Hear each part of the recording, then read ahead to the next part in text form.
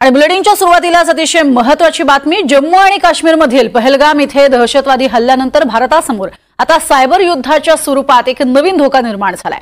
Maharashtra cyber सेलने तयार केलेल्या पहलगामचे प्रतिध्वनी या अलीकडील अहवालात ही बाब समोर आली आहे। भारताला लक्ष्य करणाऱ्या सायबर हल्ल्यांमध्ये मोठी वाढ झाल्याचंही उघड झालंय। 23 एप्रिलपासून सुमारे 10 लाख वेळा उल्लंघनाचे प्रयत्न झाल्याचंही या अहवालात नमूद करण्यात आलंय।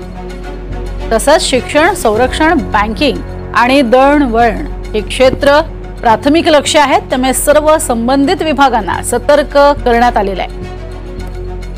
मात्र अशा पद्धतीने हा सायबर हल्ला हा सुद्धा नवीन धोका भारतासमोर आहे।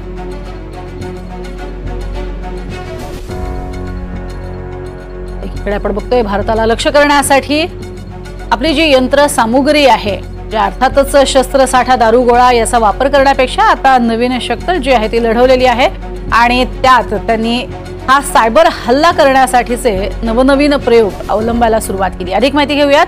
आपल्या सोबत सायबर तज्ञ अंकुर पुराणिक आहेत। अंकुर पुराणिक, आपलं स्वागत आहे एनडीटीव्ही मराठीमध्ये।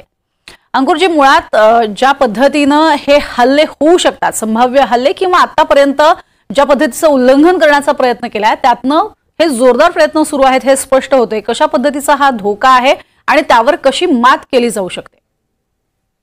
नॉर्मली सायबर अटॅक्स हे वर्षभर आपले चालूच असतात, पण आता त्याचं प्रमाण वाढले आफ्टर पहलगाम अटॅक। ह्याच्यामध्ये खास करून जे एज्युकेशनल वेबसाईट्स आहेत किंवा आर्मी, मिलिटरी, डिफेन्सचे जे वेबसाईट्स आहेत, इन्कम टॅक्स डिपार्टमेंट, जे फंक्शनल वेबसाईट्स आहेत आणि कुठेही अजूनपर्यंत पेमेंट गेटवेचं मेन्शन नाही केलंय, पण पेमेंट गेटवेला जरी कुठल्या प्रकारचा अटॅक, तर हे लोक कसं करतात, सर्व्हरला जॅम करून टाकतात। म्हणजे ती साईट किंवा ते जे सर्व्हर आहे ते फंक्शनल होत नाही। त्याला आम्ही DDoS अटॅक म्हणतो, ज्याच्यामध्ये मल्टिपल क्वेरीज पाठवल्या जातात आणि ते सर्व्हरला जॅम केलं जातं। मग असे पेमेंट गेटवेज मध्ये जर अटॅक झाले तर ते सर्वात रिस्की होऊ शकतं फॉर द पब्लिक।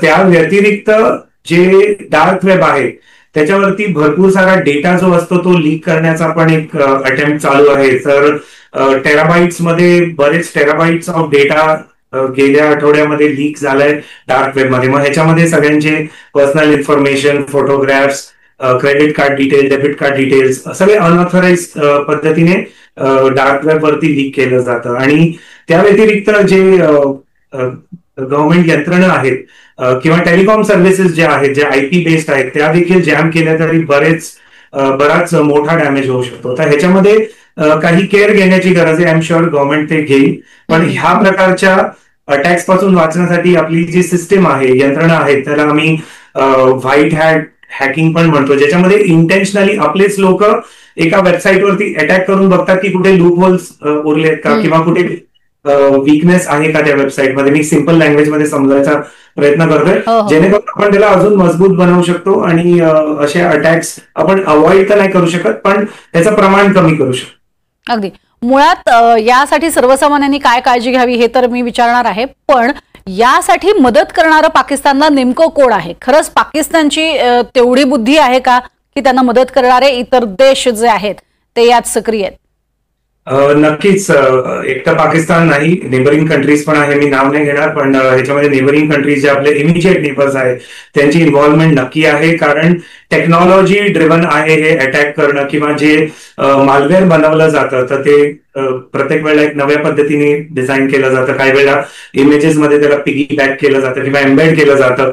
तर अशा पद्धतीने हे वेगवेगळे जे ऍप्स आहे किंवा मालवेअर आहे हा इम्प्लिमेंट करण्याचा जो पार्ट आहे हे नेबरिंग कंट्रीज ह्याच्यामध्ये नक्कीच इन्व्हॉल्ड असू शकतात। आणि त्याच्यामध्ये एक कॉमन पर्सन जो आहे, एक कॉमन मॅन जो आहे, तर तुम्हाला ज्या येणाऱ्या लिंक्स आहेत, अननोन लिंक्स आहेत, त्याच्यावरती तुम्ही क्लिक करू नका, कारण जेव्हा आपण ह्या लिंकवरती क्लिक करतो तर तुम्हाला नकळत एक मॉलवेअर तुमच्या मोबाईल किंवा लॅपटॉपमध्ये इन्स्टॉल होतं आणि पूर्णतः तुमच्या मोबाईल किंवा लॅपटॉपची जी ऍक्सेस आहे ती यांना मिळू शकते। आणि एकदा ती मिळाली की मग ते तुमच्या मोबाईल लॅपटॉप मधली सगळी information including user name, password, बँकिंगचे जे डिटेल्स आहेत ही इन्फॉर्मेशन घेऊ शकतात। त्यामुळे कुठल्या अननोन लिंक्स किंवा असे गिफ्ट लिंक्स येतात किंवा काही काही अट्रॅक्टिव्ह लेडीजचे प्रोफाईल्स असतात ज्याला लोक फसतात, त्यामुळे सर्वसामान्य नागरिकांनीच खरं तर सतर्क राहणं खूप गरजेचं आहे. अंकुरजी खूप खूप धन्यवाद आमच्याशी बोलत माहिती दिलीत त्यासाठी.